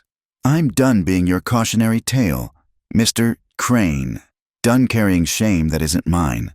You want to gossip about me? Go ahead. But I'll be working at Ridge's ranch, earning honest wages, while your wife begs for credit to feed your children." She turned and walked away, Ridge falling into step beside her. Behind them, the crowd erupted in discussion, not all of it condemning her, from what she could hear. They completed their errands in relative peace. Word traveled fast in Cedar Hollow, and shopkeepers who might have refused her service thought twice with Ridge beside her and the echo of her confrontation with Crane still ringing. She wasn't welcomed, but she was served. It was progress of a sort. Loading the wagon with their purchases, Ridge finally spoke. "That was dangerous, what you did." "I know. Crane won't forget." "Neither will I." She arranged sacks of flour with unnecessary force. 3 years I've kept quiet. Ridge, 3 years of letting them say whatever they wanted because I thought silence would protect my father's memory. But it didn't protect anything. It just let men like Crane think they'd won. And now I'm done being quiet. She faced him. "Does that bother you having a troublemaker in your house?" "You ain't what they say. Lainey Quinn." His gray eyes were steady. "Certain, never were. About time this town figured that out." As they drove out of Cedar Hollow, Lainey felt something shift inside her chest. Not quite courage, she'd learned that courage could be beaten out of you, but something harder, more durable. Defiance, maybe, or just the simple recognition that she had nothing left to lose by speaking truth. "Thank you," she said as the town disappeared behind them. "For what?" "For standing with me, not in front of me, like I needed protection. Just with me." That's what partners do. Partners, the word settled between them. Comfortable and solid. Not employer and hired hand, not man and fallen woman. Partners. "Yes," she agreed, watching the mountain road stretch ahead. "That's what partners do." Behind them, Cedar Hollow buzzed with gossip. But for the first time in 3 years, Lainey Quinn didn't care what they were saying. She had work to do, wages to earn, and a partner who saw her for who she really was. It was more than enough. It was everything. The kiss that almost happened, then didn't. February brought a different kind of cold, the brittle, dangerous kind that snapped fence posts and froze water buckets solid in minutes. Ridge had been working since dawn to reinforce the barn roof before the next storm hit, but the icy conditions made everything treacherous. Lainey was bringing him hot coffee when she heard the crash. The sound of splintering wood followed by a sharp curse sent her running. She found Ridge on the ground beside the ladder, his face white with pain, left hand cradled against his chest. "Don't move," she ordered, setting down the coffee and kneeling beside him. "What hurts?" "Hand. Caught it between the ladder and the wall when I slipped." He tried to flex his fingers and hissed through clenched teeth. "Don't think it's broken." "Let me see." He reluctantly let her examine the injury. His hand was already swelling, an ugly bruise spreading across the knuckles, but the bones seemed intact. She helped him to his feet, one arm around his waist to steady him. He leaned on her more than his pride usually allowed. Inside, she settled him in the chair by the fire and fetched her medical supplies such as they were. Clean cloths, the bottle of whiskey from the root cellar, willow bark tea for pain. She'd learned basic doctoring from necessity over the years. "This'll hurt," she warned, cleaning the scraped skin with whiskey. He didn't flinch, just watched her work with those steady gray eyes. "You've done this before." "Plenty of times. For myself. Mostly." She wrapped his hand carefully, not too tight. There, try not to use it for a few days. Few days. He looked at his bandaged hand with disgust. There's work needs doing. Work that requires 2 good hands. You'll make it worse if you don't let it heal. The horses. I can tend the horses. The roof. Can wait for better weather. She put away the supplies with practiced efficiency. Don't be stubborn. That's rich. Coming from you. Despite everything, she smiled. Takes one to know one, I suppose. She made willow bark tea, and he drank it without complaint. As the afternoon wore on, she could see the pain wearing on him, though he tried to hide it. Men and their pride. She kept him supplied with tea and made sure the fire stayed high. By evening, he dozed off in the chair. She stood watching him sleep, noting the lines of pain around his mouth, the way his injured hand rested carefully on his chest. He looked younger in sleep, the constant watchfulness gone from his features. She fetched a blanket and draped it over him, then settled in the other chair with her mending. The storm Ridge had predicted arrived with the darkness, wind rattling the windows and snow hissing against the walls. But inside was warm and quiet, just the pop of the fire and the whisper of her needle through fabric. He woke near midnight, disoriented. Laney! Here, how's the pain? Manageable. He shifted, wincing. You didn't have to stay up. Someone needs to keep the fire going, and make sure you don't do something foolish like try to work with that hand. Mother hen, he muttered, but there was warmth in it. She made more tea, added a generous splash of whiskey to both cups. They sat in companionable silence, watching the fire dance. The storm wrapped around the cabin like a living thing, but inside felt separate from the world, a pocket of warmth and safety. Tell me something. Ridge said suddenly, why did you reach for my hand that night during the first storm? The question caught her off guard. They'd never spoken of that night, the almost touch that had changed something between them. I don't know. That's not an answer. She studied her tea. You make me feel safe. Not many people have done that, and I thought I wanted... She trailed off, unable to articulate the longing that had driven her hand across that small, infinite space. What did you want? To know what it felt like, to choose to touch someone, to not be afraid. She looked up, meeting his eyes. Does that make sense? More than you know. He set down his cup, leaned forward slightly. Laney, I need to tell you something. About why I understand. About my past. No. The word came out sharper than intended. I don't need to know. Whatever happened before, whoever you were, it doesn't matter. Doesn't it? You hired me without knowing my story, treated me decent without knowing if I deserved it. Whatever you're running from. Ridge, it's your business. Just like my past was mine until I chose to share it. He sat back, something like relief in his expression. You're a remarkable woman, Laney Quinn. I'm a survivor. That's different. Is it? They returned to silence. But it was charged now, full of unspoken words and possibilities. The firelight played across his features, and Laney found herself memorizing them, the scar on his jaw, the way his hair fell across his forehead, the steadiness of his gaze. You're staring, he said softly. Sorry, but she didn't look away. Don't apologize. I've been staring at you for weeks. Her breath caught. You have? Hard not to. The way you hum when you're cooking, how you bite your lip when you're concentrating on mending, the way sunlight catches in your hair when you're hanging laundry.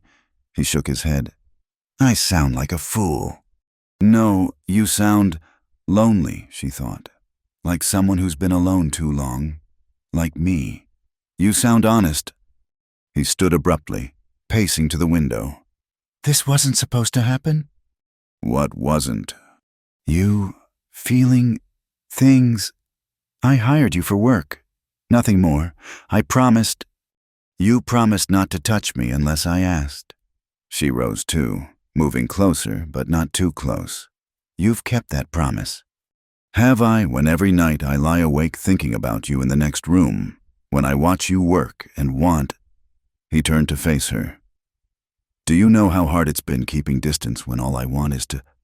What do you want? Things I have no right to want. Things that would change everything between us. Maybe everything needs changing.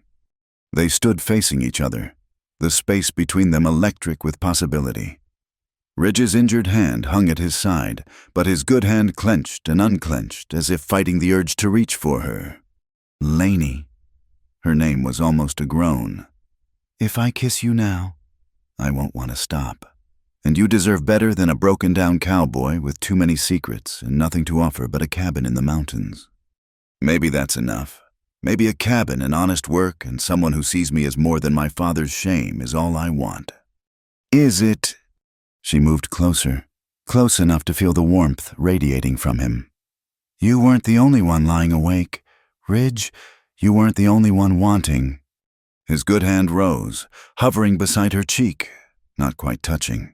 She could feel the heat of his palm, the tremor in his fingers. All she had to do was lean in, close that last inch of distance. I won't be what they say you are, he said roughly. I won't make you into what they expect. You couldn't. That's not who you are. You don't know who I am. Not really. I know enough.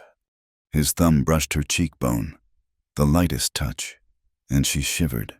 His eyes darkened, and he leaned down slowly, giving her time to pull away. She didn't. Their breaths mingled, lips a whisper apart. And then he pulled back, hand dropping to his side. No! The rejection stung like cold water. Ridge! Not like this. Not when you're grateful for shelter. When you might feel obligated. Obligated. Anger flared, hot and sudden. You think I'd kiss you out of gratitude, out of some debt? I think you've been hurt and alone for a long time. I think you're looking for safety. And I've provided it. And maybe you're confusing that with... Don't... She stepped back, wrapping her arms around herself.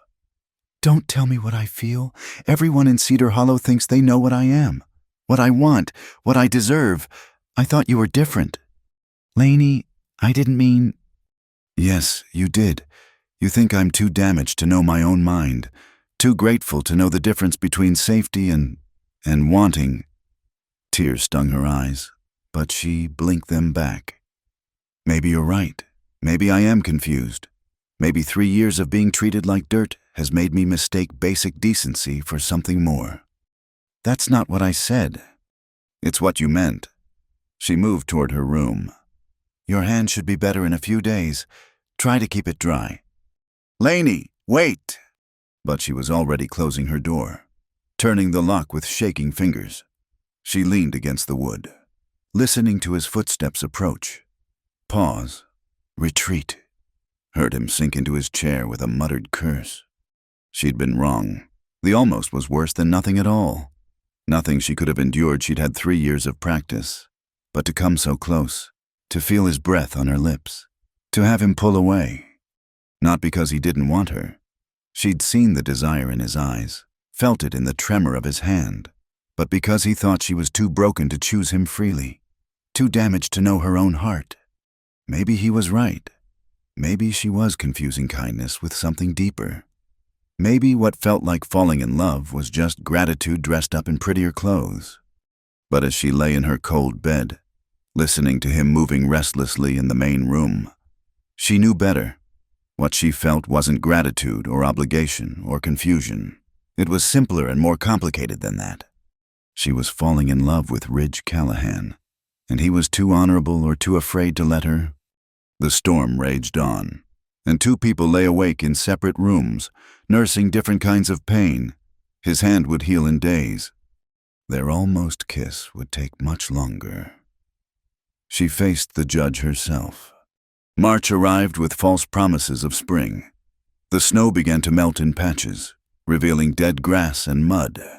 But winter hadn't released its grip entirely. It was during this in-between time that the summons came. Ridge had gone to check the cattle in the upper pasture when the rider appeared. Laney recognized him, Timothy Brewster, now serving as the mayor's secretary. He'd grown into his father's pompous bearing, though he couldn't quite meet her eyes as he handed over the official-looking document. "You're required to appear before the town council," he said stiffly. "Tomorrow, 2 o'clock. Required." Laney looked at the paper, heavy words in legal language. But the meaning was clear. The council had decided her presence in Cedar Hollow was a matter requiring official attention. "What if I don't come?" Timothy shifted uncomfortably. "Then the sheriff will be sent to collect you. The council has concerns about your current living situation, questions of moral influence on the community." "Moral influence, I see." She folded the paper carefully. "And who raised these concerns?" "Several upstanding citizens have expressed—" Josiah Crane. Timothy's flush was answer enough. "Will you come voluntarily?" "I'll be there." He left quickly, clearly relieved to have discharged his duty. Laney stood in the doorway, watching him ride away. The summons heavy in her hand. 3 months of relative peace. And now this. She should have known Crane wouldn't let her defiance go unanswered. When Ridge returned, she showed him the paper. His face darkened as he read. "They have no legal authority." "Don't they? They're the law in Cedar Hollow, judge, jury, and executioners of reputation." She sank into a chair. "They want me gone before spring, before I can establish any real foothold." "You're not going to that meeting. If I don't, they'll come for me, make a spectacle of it, drag me through town like a criminal." She laughed bitterly. "At least this way I can walk in with my dignity intact." "I'll go with you." "No." The word came out firm. "This is my fight. Has been for 3 years. If you stand behind me, they'll say I'm hiding behind your protection, that I'm exactly what they think a kept woman with no voice of her own." Ridge paced the small room like a caged wolf. "So you'll face them alone. Let them ambush you with their self-righteous judgment." "What else can I do, Ron? Where would I go with Winter still clinging on and $15 to my name?" She stood, squaring her shoulders. "No, I'll face them. Answer their questions. Make them look me in the eye while they condemn me." "Laney." "I've been running from their judgment for 3 years. Ridge, hiding in shadows, accepting scraps, letting them write my story." She met his eyes steadily. "I'm done running." The next day dawned gray and cold. Laney dressed in her best dress, which wasn't saying much, but it was clean and mended with tiny, perfect stitches. She braided her hair severely, pinned it up like the respectable woman she'd once been. If they wanted to judge her, she'd make them work for it. Ridge saddled Buttercup despite her protests. "I'm not letting you walk to town, and I'll be at Morrison's if you need me. Not interfering, just there." She nodded, not trusting her voice. The ride to town felt both too long and too short. By the time she reached the council building, a grand name for what was essentially a large meeting room above the bank, a crowd had gathered. Word traveled fast in Cedar Hollow. Inside, the council sat behind a long table like judges at the last judgment. Mayor Blackwood in the center, looking uncomfortable. Josiah Crane to his right, satisfaction plain on his narrow face. The other's merchant, Samuel Morrison, banker Frederick Douglass, and Pastor Hofstede wore expressions ranging from embarrassment to eager anticipation. "Miss Quinn," the mayor began formally, "you've been called before this council to address concerns about your situation." "My situation?" Laney kept her voice level. "You mean my employment with Mr. Callahan?" "Employment." Crane's voice dripped skepticism. "Is that what you call it?" "Yes, that's exactly what I call it. I work. He pays me wages. It's the very definition of employment. Young woman living alone with an unmarried man. No chaperone, no oversight." Pastor Hofstede shook his head. "Surely you can see how this appears." I see how you choose to see it. Laney stepped forward, addressing the room at large. For 3 years, I begged for work in this town, honest work. Every one of you turned me away, said I was too tainted by my father's sins to be trusted in your homes, around your families. That's not, Morrison began. Isn't it, Mrs.? Morrison came to the ranch herself to tell me I was making my final fall into disgrace. After 3 years of letting me sleep in stables and root cellars, suddenly you're concerned about propriety. We've always been concerned, the mayor tried. You've always been concerned about appearances, about having someone to blame, someone to point at and say, at least we're not like her. Her voice grew stronger. Well, I'm done being your cautionary tale. You admit you're living in sin, Crane stated. I admit nothing except working for fair wages in a safe place. More than this town ever offered me. The council has decided, Crane continued as if she hadn't spoken, that your presence is detrimental to the moral fabric of Cedar Hollow. You have until the spring thaw to leave the area. Or what? Or we'll be forced to take official action. Vagrancy charges. Moral turpitude. There are laws. What laws? The voice came from the back of the room. Ridge stood in the doorway, and despite her earlier insistence, Laney felt a wave of relief. Show me the law that says a woman can't work for wages. Show me the statute that makes hiring a housekeeper illegal. Mr. Callahan, this is a private council matter. Nothing private about it when half the town's outside listening. He moved into the room but kept distance between them, not undermining her independence. You want to banish someone. You'd better have legal grounds. We have testimony, Crane began. From who? People who've seen Miss Quinn doing laundry, cooking meals, tending the garden. Ridge's voice was dangerously calm. Or just gossip and speculation from folks with nothing better to do. Several citizens have expressed concern. Several citizens can express whatever they like. Doesn't make it law. He looked directly at the mayor. Cornelius, you know this won't hold. You try to run her out on moral charges with no proof. I'll bring in a real judge from the county seat. See how that plays out. The mayor shifted uncomfortably. They all knew a county judge would laugh at charges based on gossip and wounded propriety. Laney stepped forward again. You want me gone because I remind you of your failures. Every time you see me, you remember that this town let a good man die in shame rather than face its own sins. Your father was a thief, Crane snapped. My father used church funds to save a girl you ruined. The words rang in the sudden silence. Oh, yes, Mr. Crane, I know exactly why Emma Blackwood left town so suddenly. We all know, don't we? But it's easier to blame the dead preacher than the living man who drives his own wife to beg for credit while he gambles away the cattle money. Crane's face went purple. You can't prove. I don't need to prove anything. I'm not the one casting stones. She looked at each council member in turn. I've worked honestly for my keep these past months. I've harmed no one, taken nothing that wasn't freely given. If that threatens your moral fabric, perhaps you should examine the quality of your weave. Miss Quinn, Pastor Hofstede interjected. Surely you must see that your current arrangement, regardless of its practical nature, sets a poor example for the young women of our community. What example that a woman can work for wages instead of charity, that she can maintain her dignity, even when the whole town tries to grind it into dust. Laney lifted her chin. If that's a poor example, then I'll gladly be guilty of it. The council's decision stands. Crane insisted. You have until spring. The council has no authority to banish anyone without legal cause. A new voice interrupted. Sheriff McCabe stood in the doorway, looking deeply uncomfortable but resolute. I've kept quiet through a lot of foolishness, but I won't enforce an illegal order. Miss Quinn's broken no laws. The tide was turning. Laney could feel it in the murmurs from the crowd, see it in the council's shifting postures.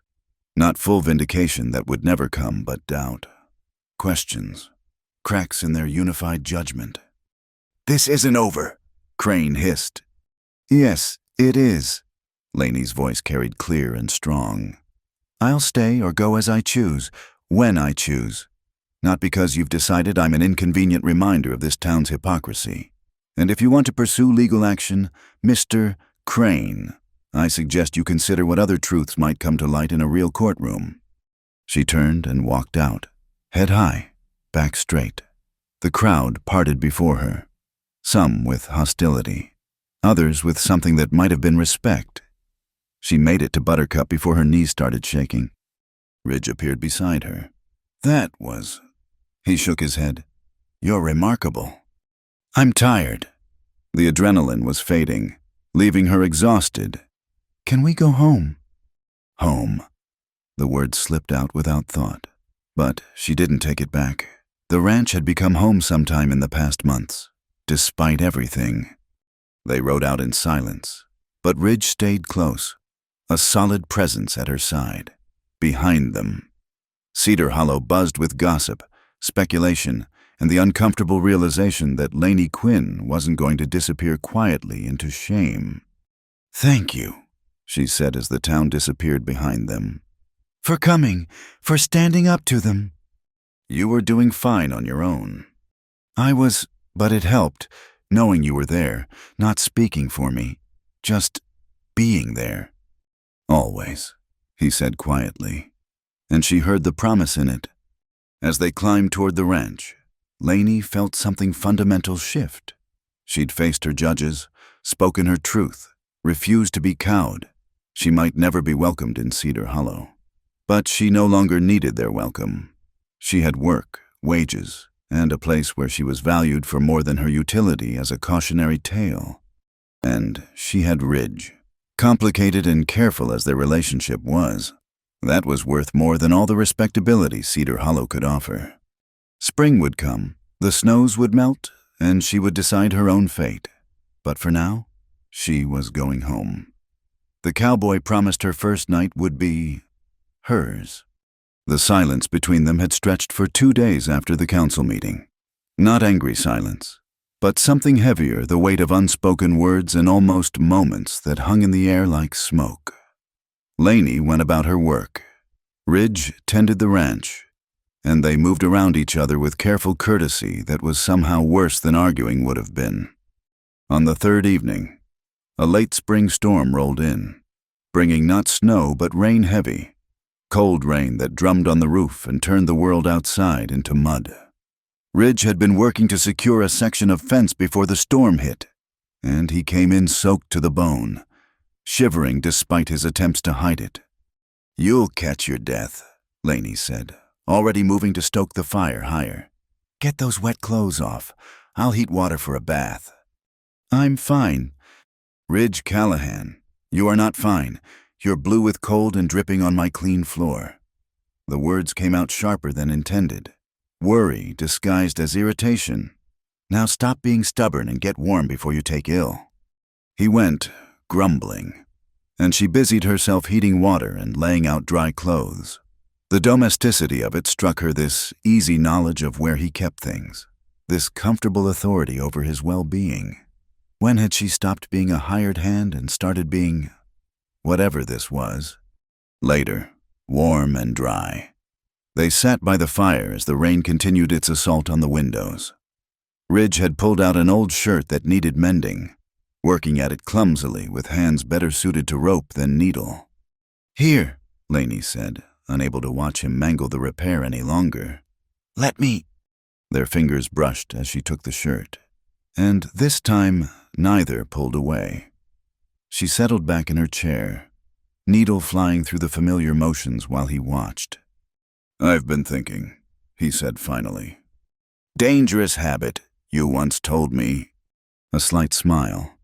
About what you said at the council, about choosing to stay or go. Her hands stilled on the fabric. What about it? Spring's here, more or less. You've got wages saved. Nothing keeping you here if you want to leave. Is that what you want for me to leave? No. The word came quick and fierce.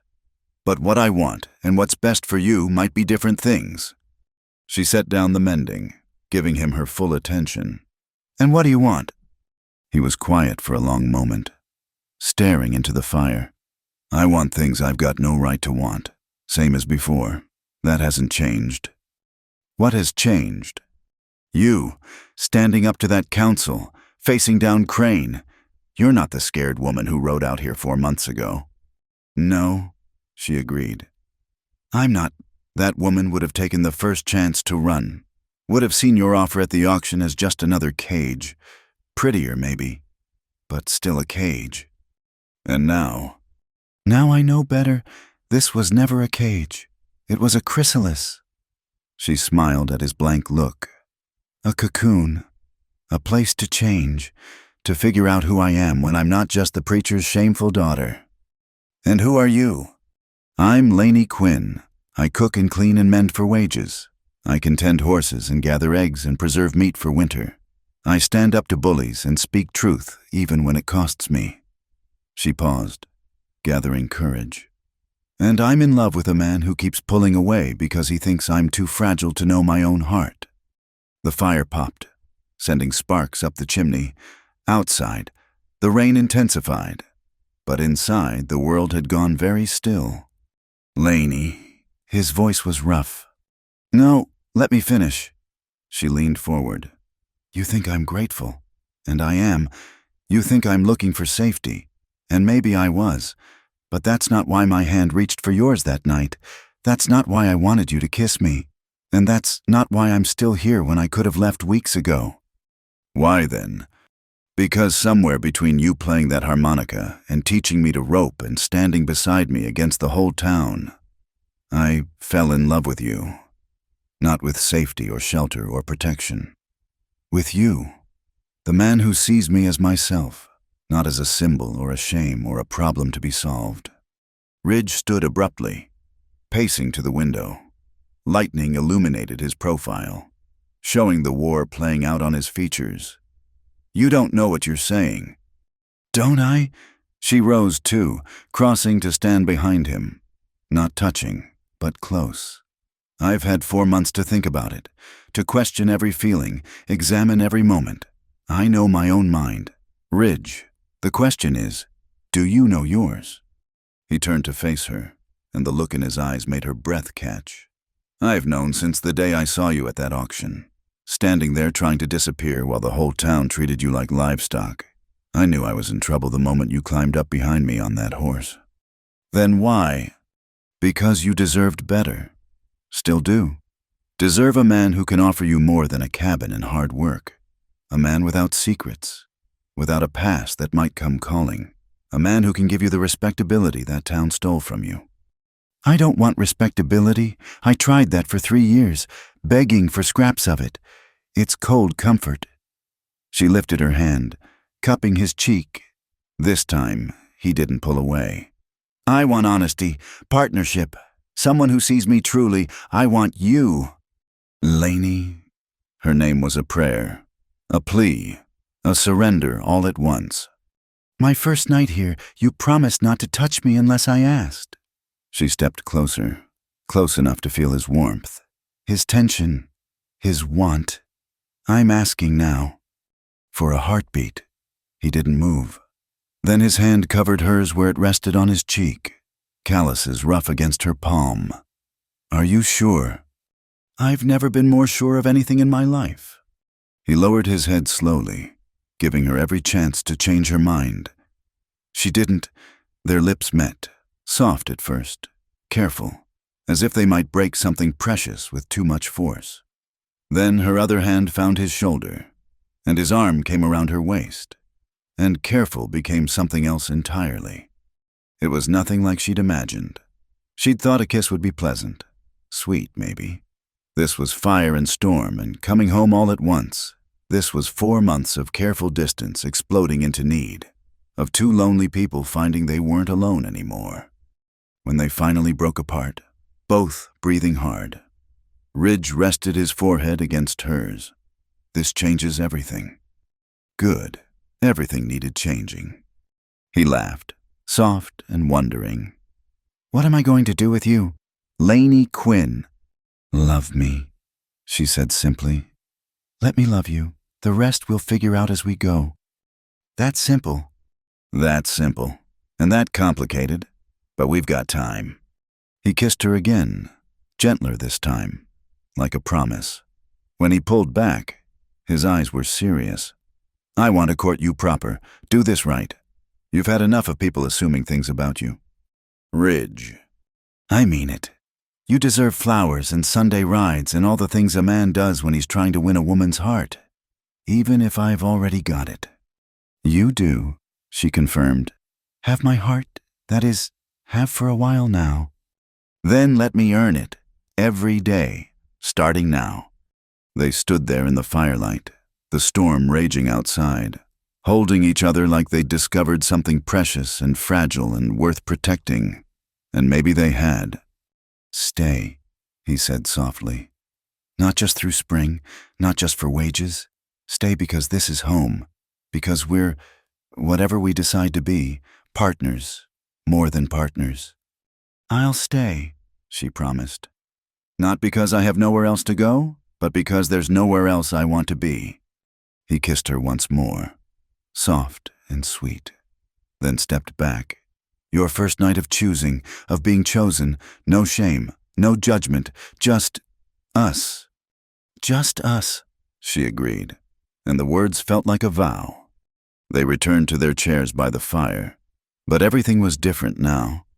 The careful distance was gone, replaced by something warm and certain. Ridge reached over and took her hand, threading their fingers together. No more almost touching. No more pulling away. Outside, the storm began to ease, rain gentling to a patter. Tomorrow would bring sunshine and mud and all the work of a ranch in spring. There would be talks with the town, decisions about the future, plans to be made. But tonight, in the firelight, with her hand in his and her heart finally at peace, Lainey Quinn was exactly where she belonged. She'd been the town's shame, their cautionary tale, their convenient scapegoat. But here, with this man who saw her truly, she was simply herself. Chosen, cherished, free. And that was more than enough. It was everything. Thank you so much for listening to this story. I'd love to hear where you're enjoying these tales, whether you're listening during your commute, while working, or cozying up at home. Please share your thoughts in the comments below and let me know what you think about Lainey and Ridge's journey. If you enjoyed this story, don't forget to subscribe to Wild West Stories 1850 for more tales from the American frontier. Give this video a like and hit that hype button to help more people discover these stories of love, redemption, and courage in the Old West. Your support means the world and keeps these stories alive.